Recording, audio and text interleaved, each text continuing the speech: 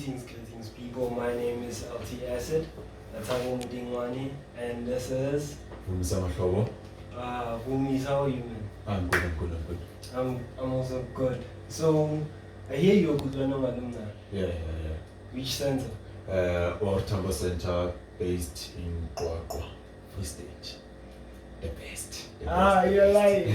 I'm from Dobsonville, and I think Dobsonville is the best.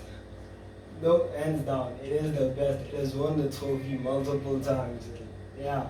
But also must also check the records. Like, we are close competitors. We have edged you over in some years. So that's why I'm saying we're also the best. We are the best. Cool. I understand that. So, where are you studying now? I'm a UG student right now, studying mathematical science, majoring in applied maths and maths. What do you aspire to be? Hey, that's a hard question, but You just push it. I'm just pushing. My aim is to be like someone who can bring change in my community, in my country, like in whatever way I can possibly bring change. Yeah, I was also. It's been a passion of mine to improve the standing of my community and the kids, because I've seen in other communities that kids now stab each other and stuff. It's a crazy thing. Gang violence is a crazy thing. It's a thing that is getting out of control. And I don't think it's something that's gonna stop soon. You see, because now, even nowadays, they're taking school for granted. Like, they no longer see school as that thing, like that thing we used to glorify and say, like, yeah, this is the right direction for the future. They see gang violence as another way of like living the life. You see, because it's a normalized thing in the community. So, yeah. Just take what you want. Just take what you want. At the end of the day, you have money, you have food, so that's what matters. It's going to You see, solve. although it's a risk, it's a very bad risk. You know, there's like adverse effects, but other way they still go there. Cool. So, you went into Kutlwanong when? I joined Kutlwanong back in I think 2018, 2019 there. Just don't remember very well, but yeah. Were you, from grade 9, were you one of the top students, one of the top learners at your school? At my school. Your initial school? I wouldn't say I was one of the top students, but I was performing fairly well. Yeah, I was performing fairly well. So I had like nice results, decent results, but I wouldn't say I was one of the top students, like less than top 5, you know. I wasn't that good, but yeah, I was fairly good. Yeah. And I understand that before you got into the program, you had to write a baseline assessment. Yeah. A lot of people complain about that assessment. I found it, a lot of people say it's difficult. I also found it a bit challenging. It was difficult, for sure. How did you find the baseline assessment? That's we wrote 2 baseline tests, right? It was the mathematics baseline test and the physics baseline test. From my point of view, the craziest one was the physics baseline test, because as much as it assesses your knowledge from grade 9, it also included some things from grade 10, which I feel like it was some basic knowledge, given the level at where I am. It was some basic things, but hey, at that point in time, it was crazy. Imagine, it was the first time hearing the word innate. They were like, innate guesses. I was like, what is that? Like, I was so lost, man. I was so lost. I was like, yo. How here I'm about to collect a beautiful 0. I even asked this lady, I was like, what? She was invigilating. I was like, what is an innate guess? That lady looked at me, she's like, I'm like, only to find out, like, right after the baseline test, that innate guess is just noble guess. You know what I mean? For noble guess, of which right now it's something that if you can ask me, like, what is an innate guess, I'll just Automatically. You see, I'm like, oh, isn't this in mind? You see, Small stuff. Yeah, small things. Yeah.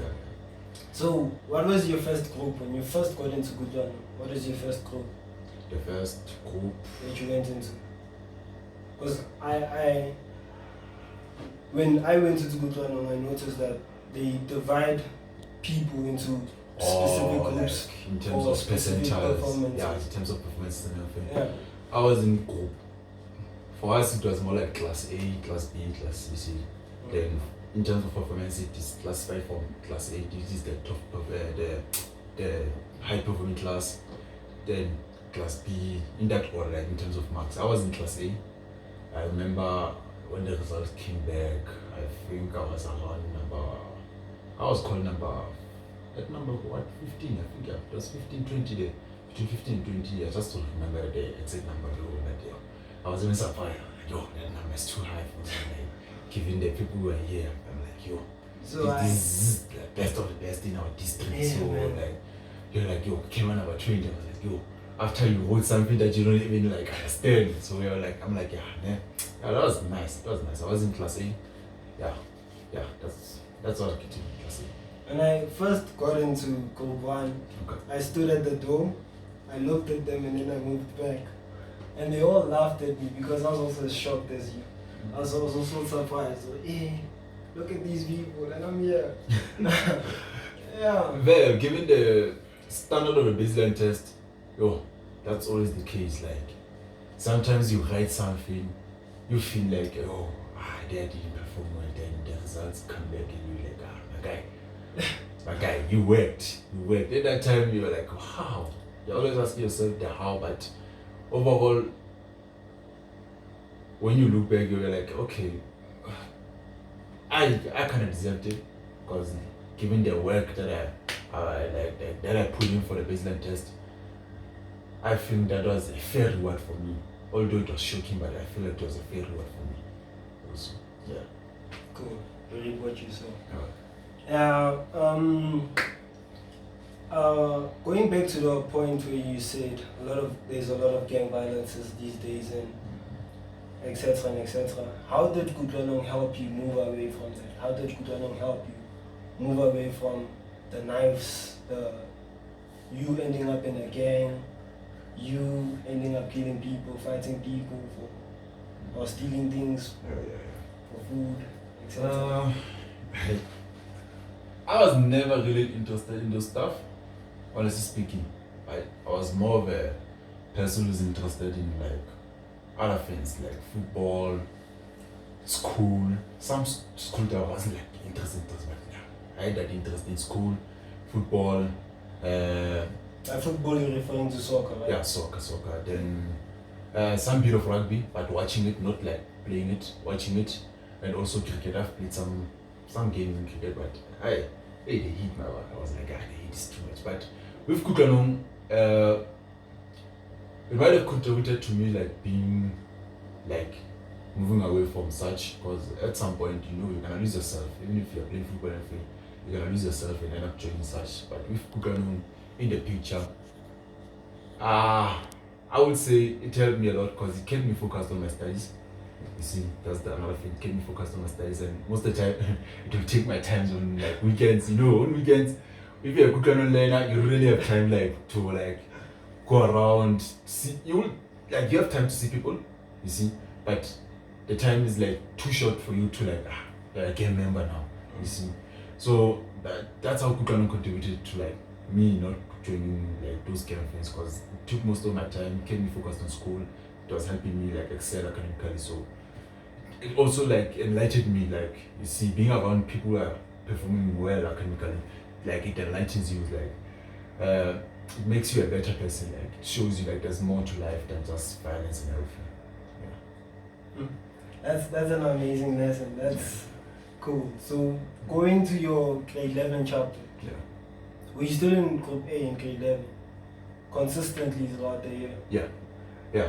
I was in Group A consistently, although my performances were like fluctuating, but I was there consistently, and I must say, it was not an easy journey because grade 11 is crazy. Grade 11 is the hardest of all because we had this, our teacher, Mr. Maleka. That guy was so funny. Like, most of the time, his point was to prove to us, like, you don't know science. You see, there's more to learn inside. Like, he wanted to prove to us, you don't know science, but in such a way that he shows you that you still have a lot to learn.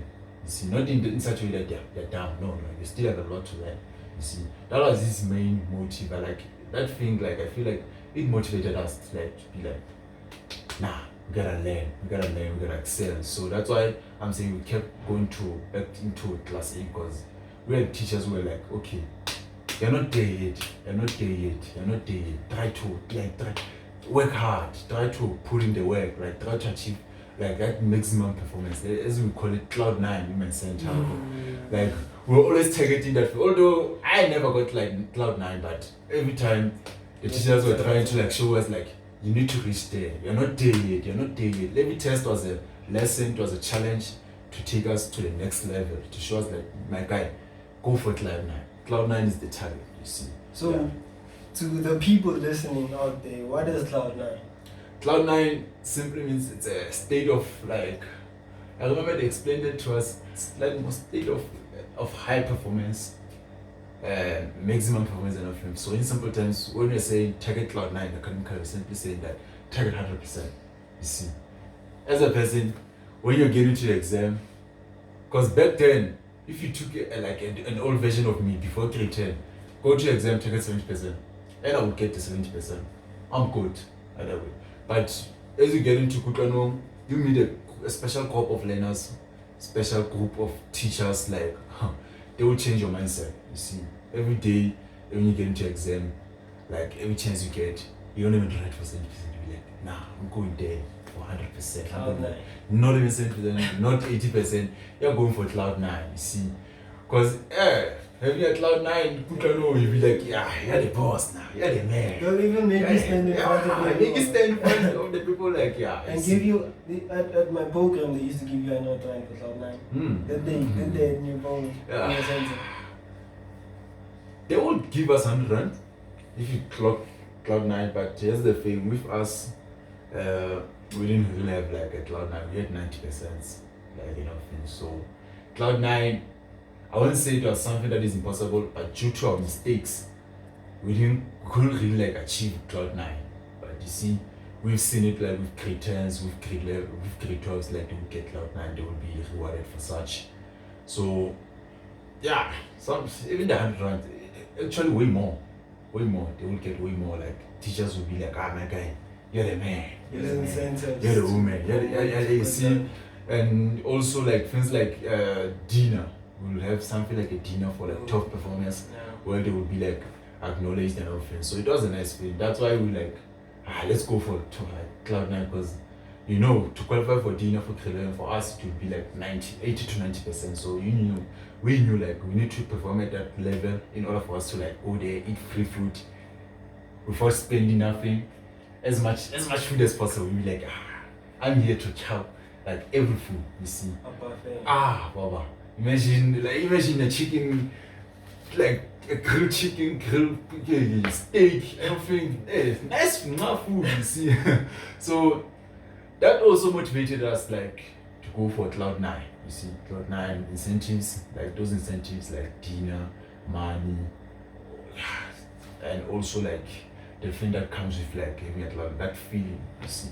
So yeah, that's what motivated us. And I will say that, yeah, to answer your question, yes, we did receive some incentives for getting a Cloud 9, 100%. Yeah. And I understand that those incentives were like, they were without you guys paying any fees for being in Kutlwanong, right? Because Kutlwanong was free. So yeah, Kutlwanong, it's a great program. Like, it's a great investment. I must say, it's a great investment. Going there, we had transport for free because it was kind of far away from our hood, schools and everything. So they will provide free transport for such. Like free teachers. Like imagine getting the best educator in the district for free. Like you see, and it also gave us an upper advantage over the other learners, because now you're getting the best teachers in the district. You're also getting a best teacher in the school. So you see that thing combined, bomb squad. You see, we're producing a bomb squad there, like crazy things. Like you see, that's why we're always able to perform at our best. You see, at our best, yeah.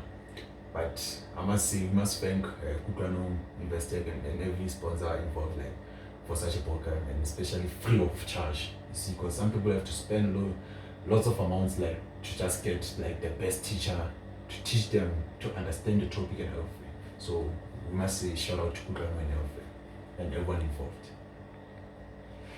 Shout out Kutlwanong. Family. Yeah. So in grade 12 chapter. Yeah. We still in group A. Yes. You never shaved. Man. Hey. The shifting was not easy, especially once you have set the standard for yourself. You can't afford to drop the ball. You see, you have set the standard for yourself. You like, I'm a 90th percentile learner or I'm an 80th percentile learner.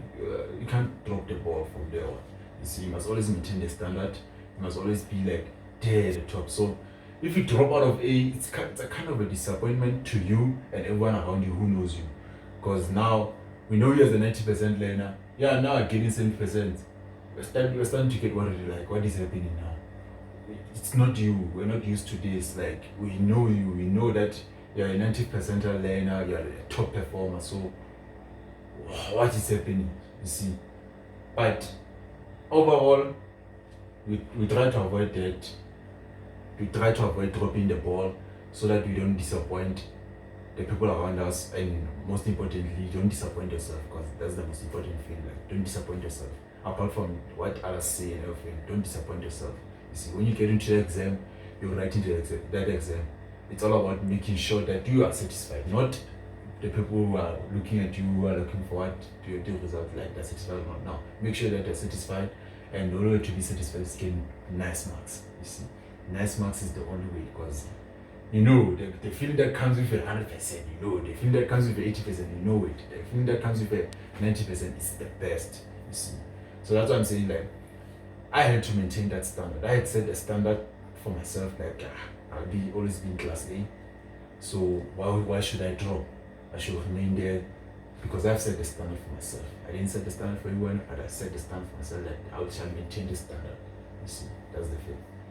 A lot of, but there are some people that have moved to group 2 or group B. Group B, yeah. I'll make an example of myself. Like, I was not healthy during my grade 12. My head was paining and stuff. So I I felt that disappointment. It was something else. But I still kept pushing. Yeah. Also, it's a matter of what is happening in your life.